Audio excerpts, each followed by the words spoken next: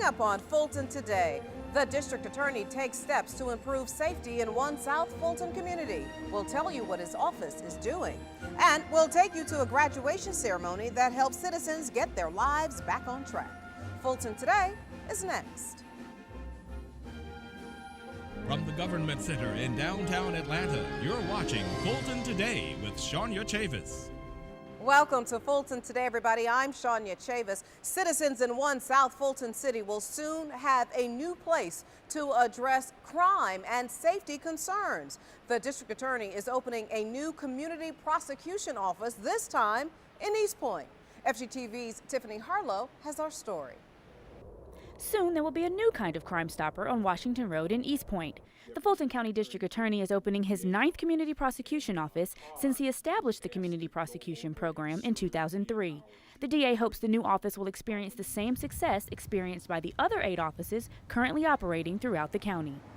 We had as a goal for the entire county that we would reduce burglaries by 30%.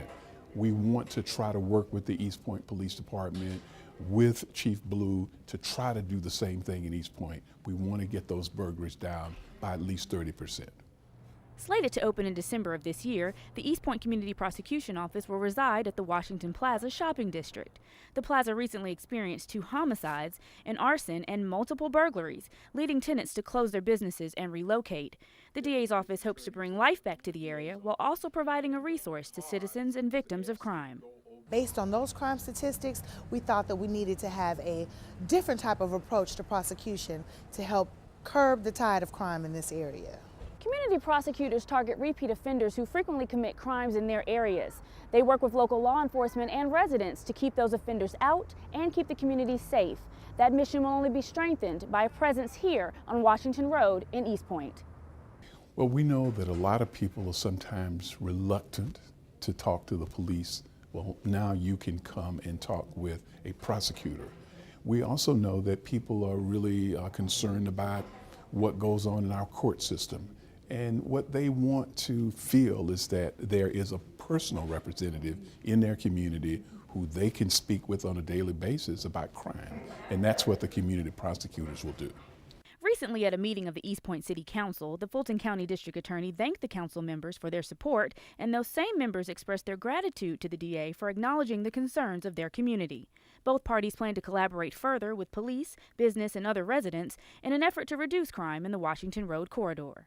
Councilman Marcel Reed was instrumental in getting this grant, and the county partners that came together were Chief Woodrow Blue from the East Point Police Department, as well as the City Council and the Mayor of East Point to help us get here. For me and for the citizens of East Point, this is very important for the rudiment of crime in our city. Just to partner with Paul Howard and the District Attorney and the South Fulton Prosecutor's Office, to me, what it does is it helps, and it builds a bridge with our police department so that when we fight crime, our office can go right to the DA's office and make sure that the crime and all the elements of the crime are correct, and the people will have a direct link to the prosecutor's office. And these efforts won't end on Washington Road. According to DA Howard, his work is never done. His office is also closely monitoring and considering community prosecution offices in other parts of the county plagued with rampant crime, such as Campbellton Road and Old National Highway.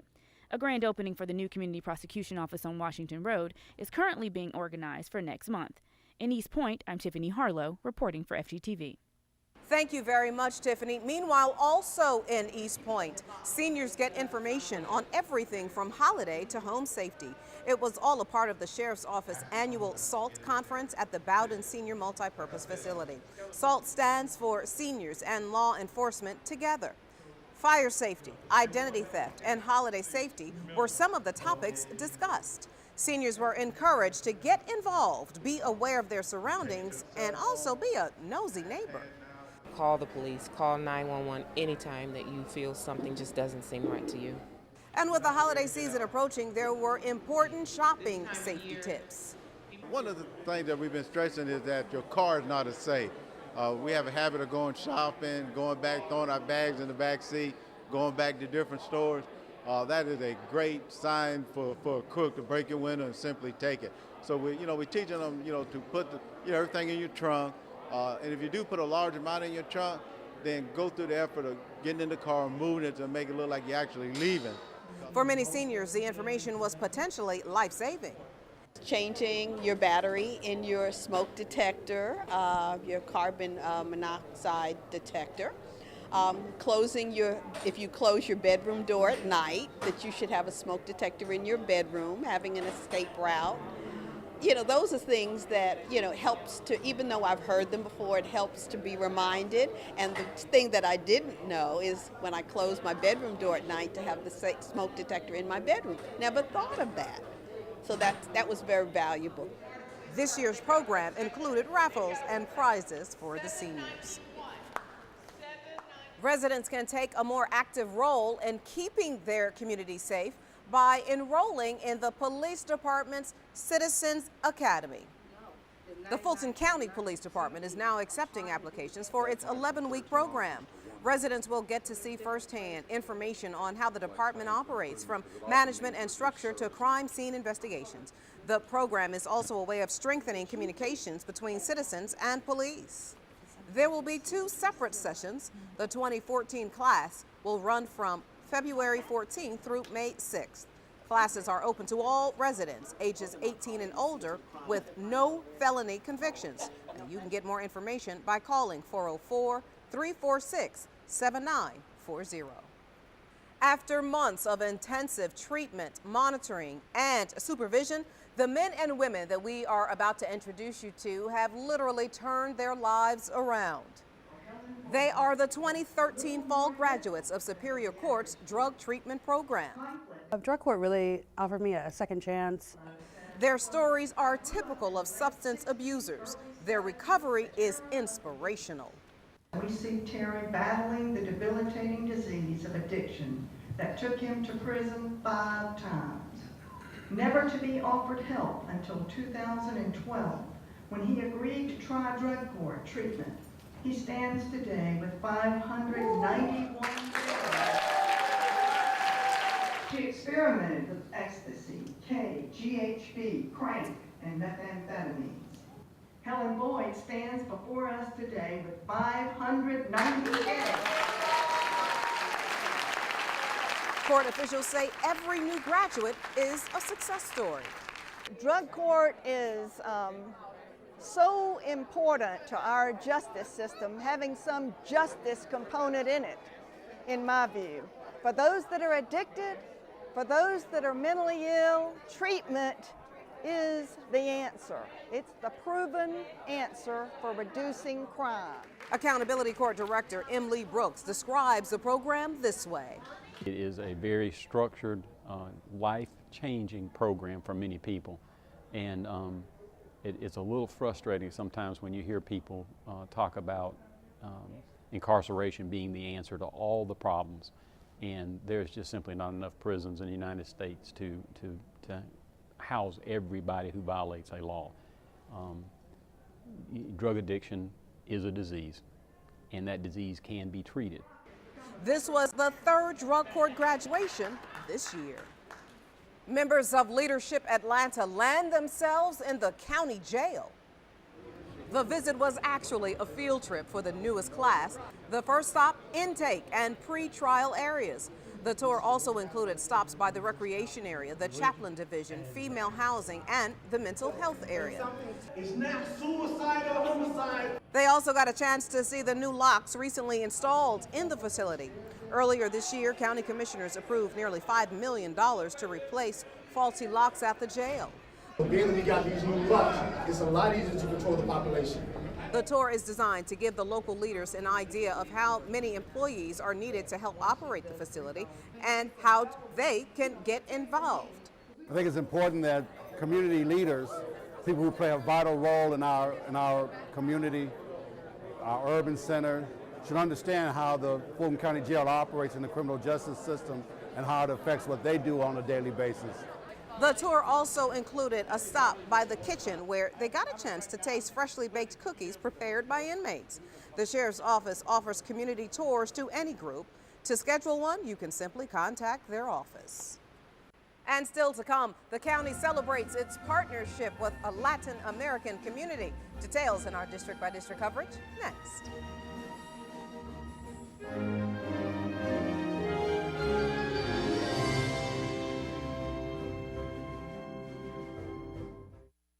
You're watching Fulton Today. Parents get information they need to help them successfully raise their kids, and a national organization appoints a county commissioner to a health steering committee. Here's this week's district by district coverage. We begin with Chairman John Eves as he hosts Brazil Day in Fulton County. The District 1 at-large commissioner welcomes the Honorable Hermano Teles Ribeiro, Consul General of Brazil, and members of the Brazilian American Chamber of Commerce to the Government Center downtown. They were commemorating the Memorandum of Understanding between the county and Brazil that was signed back in May 2012. The United States and Brazil had signed a memorandum allowing for this kind of cooperation. And the first time this cooperation occurred was on the occasion of the visit of Governor Jacques Wagner to Fulton County, and they signed the Memorandum of Understanding, which is already fostering relations between our two, the city and the state of Bahia. This is a partnership that I think will reap some benefits for us as a community in terms of our social enhancement, our cultural enhancement, our educational enhancement, as well as our economic development enhancement. So just happy and proud of this moment and grateful for the relationship we're forging with Bahia and Brazil. The Memorandum of Understanding between the county and Brazil is the first such partnership between a foreign state and a Georgia county government. The partnership promotes cooperation and joint initiatives in the areas of economic development, tourism, public health, education, arts, and justice. Meanwhile, the chairman stood with the U.S. Secretary of Health and Human Services to provide an update on the Affordable Care Act. Secretary Kathleen Sebelius made a stop at the Southside Medical Center to address the media and to help residents sign up for an insurance marketplace plan. We'll have the full story in our Common Ground report. District 5 seniors pay tribute to the men and women who served their country in the armed forces. The Veterans Day event at the Harriet G. Darnell Senior Multipurpose Facility honored the military personnel with a special recognition and breakfast. This was one of a few events at county senior facilities where participants were applauded for their sacrifice. We honor those who gave their last measure. We honor the veterans, their spouses, and their children, those who have sacrificed that this country may be free. I'd like to take this opportunity to say thank you to all of those who have served their country, who are residents of Fulton County, men and women. We thank you so much for laying the foundation upon which we stand, and for giving us the opportunity to live in a nation that stands for one nation, indivisible, under God, with liberty and justice for all. Veterans Day is officially observed in the country every year on the 11th day of the 11th month. The holiday was initially started to mark the symbolic end of World War I. District 6 Commissioner Joan P. Gardner is tapped by the National Association of Counties to lead one of its health committees. NACO President Linda Langston appointed Commissioner Gardner as the chair of the Health Steering Committee's Medicaid and Indigent Care Subcommittee. The committee is responsible for policy development on all matters pertaining to public health and healthy communities. I hope to be able to influence policy on a national level that will address those that are most in need. You know, we have a lot of residents who fall through the cracks. That's why we have a safety net hospital like Grady, and a lot of people who really don't know where to turn. This is the commissioner's first chair appointment at a NACO subcommittee since being elected to the Fulton County Board of Commissioners. And finally, in District 7, Commissioner William Bill Edwards serves as keynote speaker at the Connecting 21 Century Parents to Information and Resources Conference at the Georgia International Convention Center. The South Fulton Commissioner joins a host of other community leaders who all provided information on county and community resources available to parents to support their children. So I was very excited to deliver a message today to the parents. We have to go back. We have to go back and embrace those concepts and those things that got us to where we are today. and implant those things in our children. The county's Office of Children and Youth sponsored the conference. To see what other initiatives the office coordinates, visit the county's website, click on Departments, Human Services, and then Divisions. And when we come back, a look at what has taken root at the Oak Hill Child, Adolescent, and Family Center. Stay with us.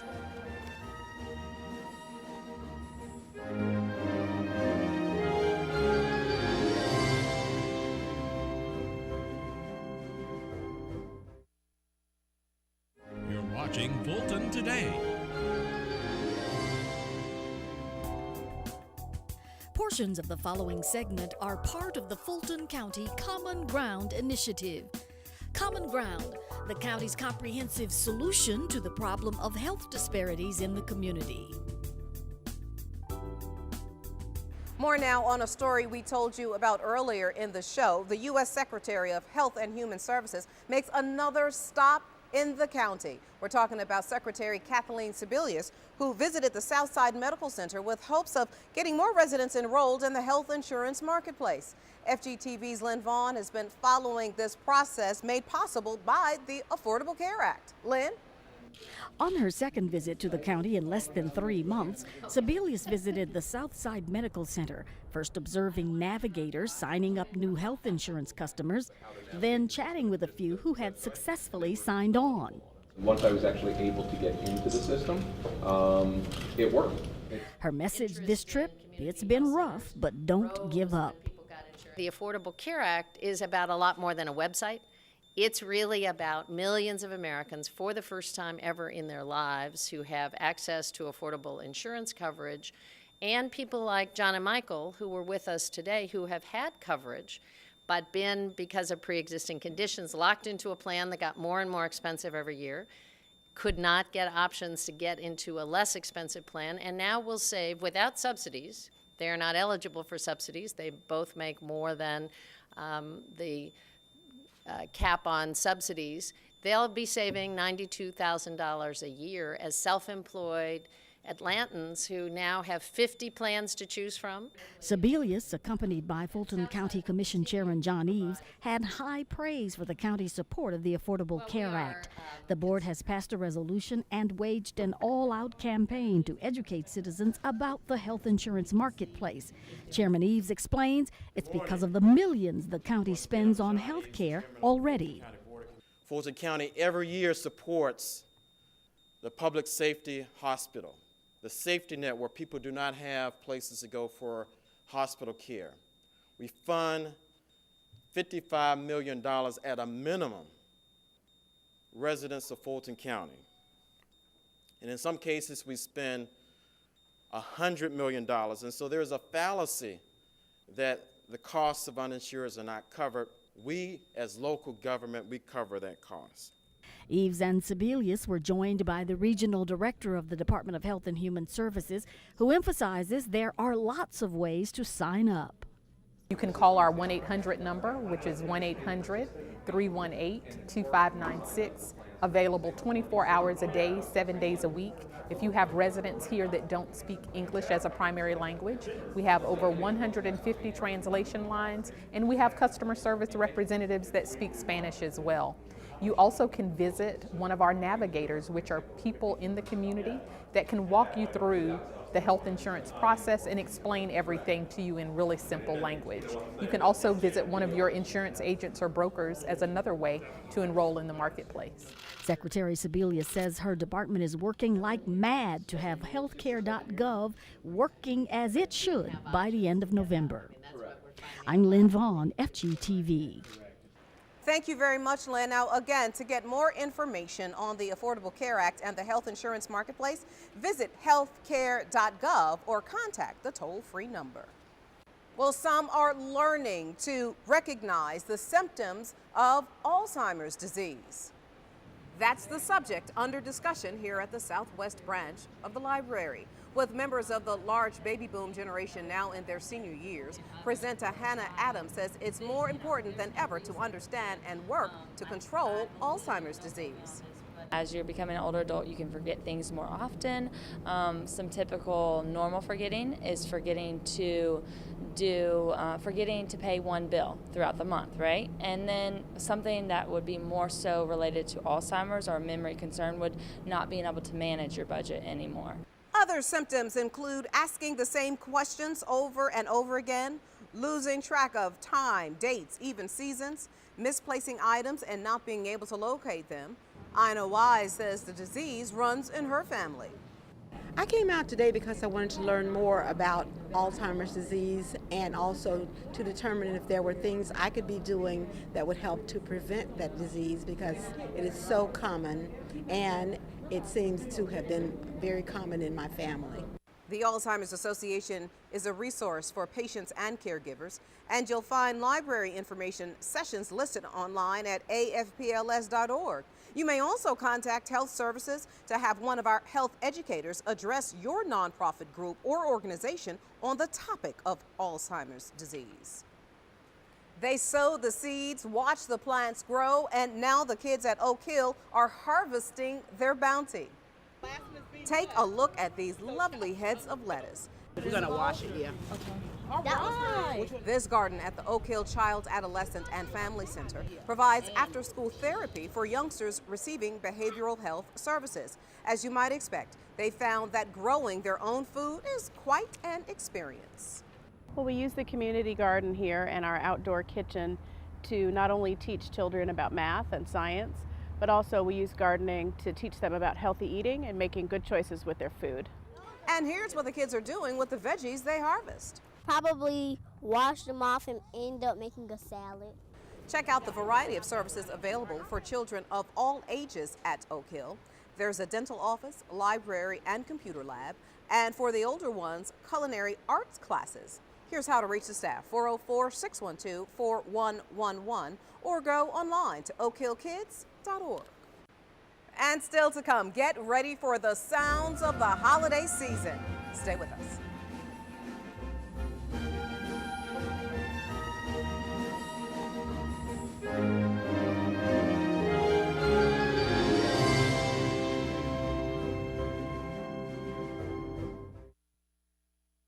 You're watching Fulton Today. Dozens of little ones gather to hear a story the way educators say is still the very best, with a book and a storyteller. The traditional story time at the Central Branch had the youngsters riveted. Early childhood educators and librarians claim that children develop a higher aptitude for learning and better communication and speech skills the more they participate in a story time. Story time introduces children to stories and using their imaginations to develop things that they would like to see, places they would like to go.